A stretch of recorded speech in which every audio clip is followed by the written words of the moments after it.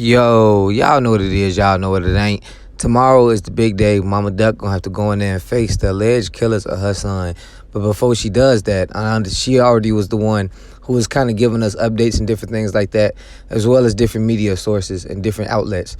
There's a lot of Reddit's been working over crazy, going hard on this shit.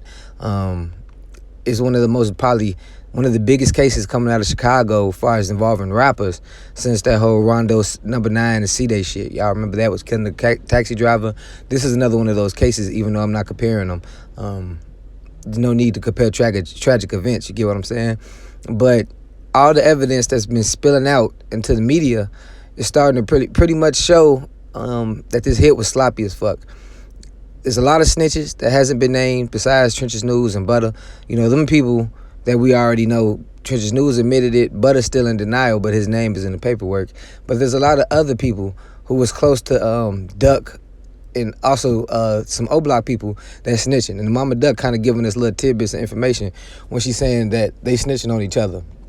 Right now, all the evidence shows that Muwop got a phone call. He got a phone call. Everybody headed out in their own personal cars. Los Mana and C Murder, with them being the older dudes out of the group, I would expect them to be smarter than that, you know, because right when the shit happened, they got your shit on license plates. It was a short that I had on my YouTube video. I took it down because I don't want to be part of, like, before the case was solved, I'm like, I don't know if they're going to look at this little short, but it was a video. I think it's actually on my Instagram. It might still be on my Instagram, but it was a video.